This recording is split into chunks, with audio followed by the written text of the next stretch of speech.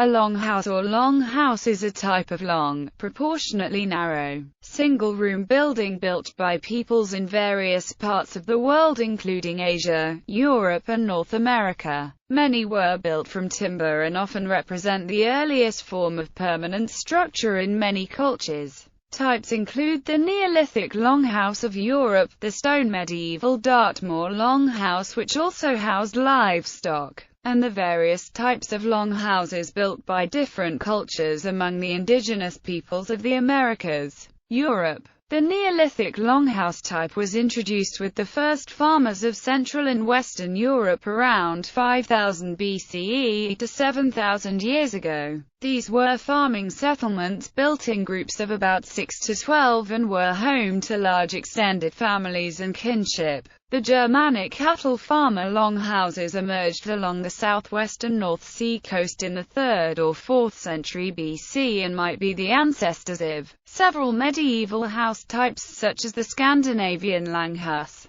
the English, Welsh and Scottish longhouse variants and the German and Dutch Fatchalenhouse. The longhouse is a traditional way of shelter. The medieval longhouse types of Europe, of which some have survived, are among others the Western British Dartmoor longhouse variants in Devon, Cornwall, and Wales where it is known as the Tye Here, located along a slope. A single passage gives access to both human and animal shelter under a single roof. The Northwest England type in Cumbria, the Scottish longhouse, Black House, or Tyen Dubha, the Western French longueur or maison longue from Lower Brittany, Normandy, Mayenne, Anjou, is very similar to the Western British type with shared livestock quarters and central drain. The Old Frisian Langhuis that developed into the Frisian farmhouse which probably influenced the development of the Gulf house that spread along the North Sea coast to the east and north. The Scandinavian or Viking Langhuis, Langhus and Mead Hall. Medieval development of the Germanic longhouse. Further developments of the Germanic longhouse during the Middle Ages were the Low German house in the north and especially northwest Germany and its northern neighbor, the Cimbrian farmhouse in Jutland including Schleswig with its variants, the Geesthaden house and Frisian house. With these house types, the wooden posts originally rammed into the ground were replaced by posts supported on a base. The large and well-supported attic enabled large quantities of hay or grain to be stored in dry conditions. This development may have been driven because the weather became wetter over time. Good examples of these houses have been preserved, some dating back to the 16th century. The longhouse was 50 to 60 feet long. The Americas. In North America, two groups of longhouses emerged. The Native American, First Nations longhouse of the tribes usually connected with the Iroquois in the Northeast, and a similarly shaped structure which arose independently among the indigenous peoples of the Pacific Northwest coast. The longhouses inhabited by the Iroquois were wood boards, bark-covered structures providing shelter for several related families.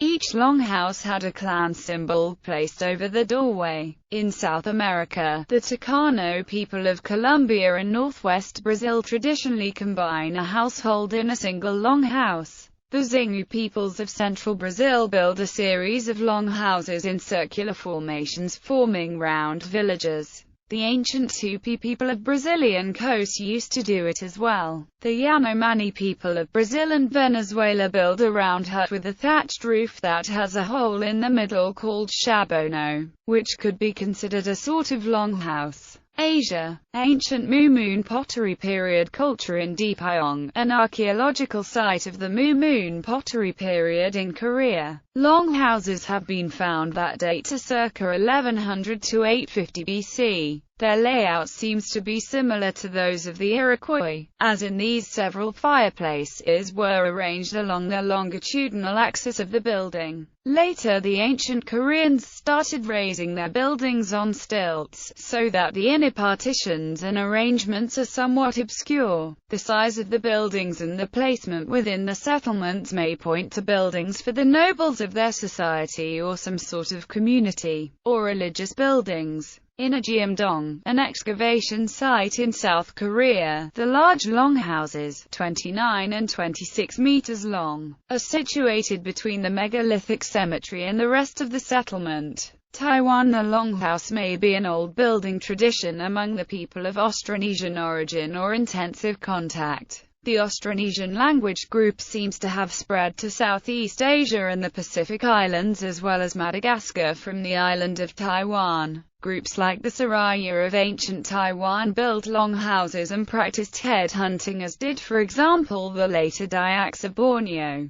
Borneo Longhouse. Many of the inhabitants of the Southeast Asian island of Borneo, the Dayak, live traditionally in buildings known as a longhouse. Rumah panjang, rumah batang in Indonesian, rumah panjang in a barn. Common to most of these is that they are built raised off the ground on stilts and are divided into a more or less public area along one side and a row of private living quarters lined along the other side. This seems to have been the way of building best accustomed to life in the jungle in the past, as otherwise hardly related people have come to build their dwellings in similar ways. One may observe similarities to South American jungle villages also living in large single structures. The design is elegant. Being raised, flooding presents little inconvenience. The entry could double as a canoe dock. Being raised, cooling air could circulate underneath the floor of the dwelling, and the elevated living areas were more likely to catch above-ground breezes.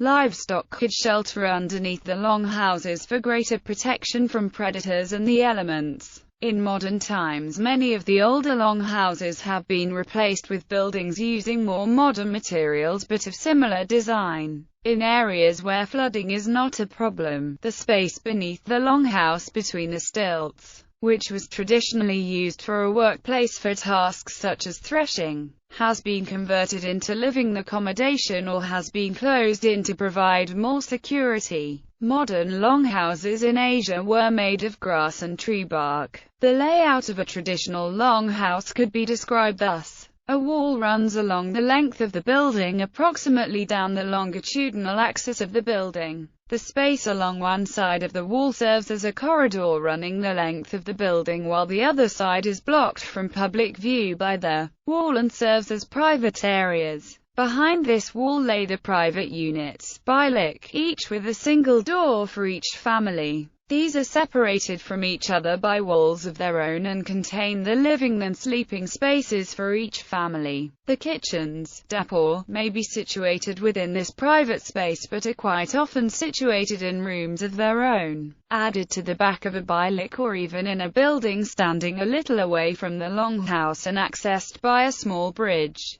This separation prevents cooking fires from spreading to the living spaces, should they spread out of control, as well as reducing smoke and insects attracted to cooking from gathering in living quarters. The corridor itself is divided into three parts. The space in front of the door, the tempuan, belongs to each bilik unit and is used privately. This is where rice can be pounded or other domestic work can be done. A public corridor, a rui, runs the length of the building in this open space. Along the outer wall is the space where guests can sleep, the pante. On this side a large veranda, itanju, is built in front of the building where the rice is dried and other outdoor activities can take place. The sador, a sort of attic, runs along under the peak of the roof and serves as storage. Sometimes the sador has a sort of gallery from which the life in the rui can be observed. The pigs and chicken live underneath the house between the stilts.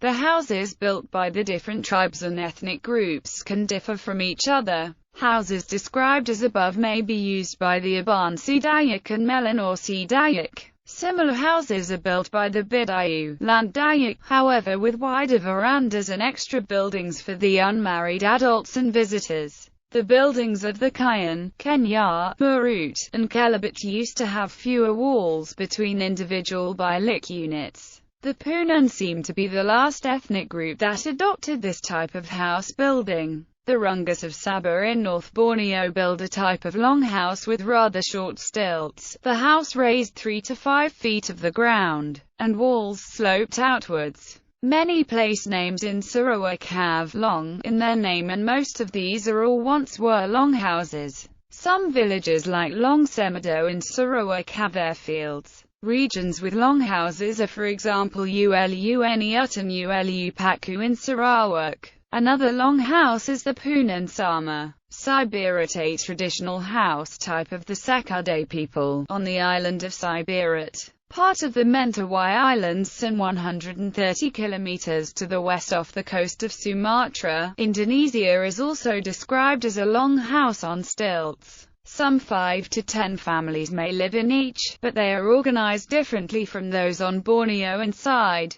From front to back, such a buma, called house, regularly consists of an open platform serving as main entrance place, followed by a covered gallery. The inside is divided into 2 rooms, one behind the other. On the back there is another platform. The whole building is raised on short stilts about half a meter off the ground. The front platform is used for general activities, while the covered gallery is the favorite place for the men where to host guests, and the men usually sleep. The following first room is entered by a door and contains a central communal hearth and a place for dancing. There are also places for religious and ritual objects and activities. In the adjoining room, the women and their small children as well as unmarried daughters sleep, usually in compartments divided into families. The platform on the back is used by the women for their everyday activities. Visiting women usually enter the house here. Vietnam. The Hmong and Ida of Vietnam also have a tradition of building longhouses that may be 30 to 40 meters long. In contrast to the jungle versions of Borneo, these sport shorter stilts and seem to use a verandah in front of a short side as main entrance.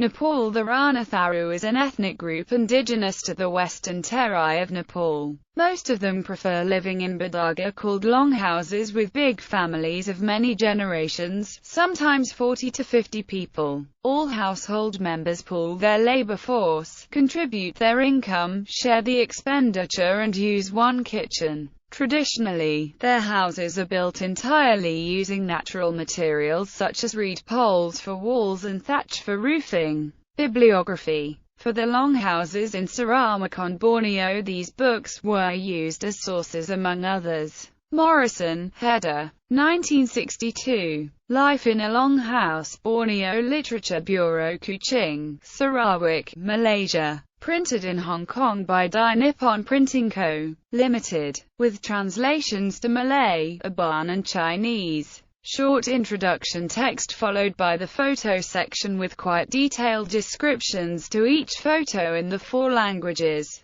Dixon, M.G. 1962-1968.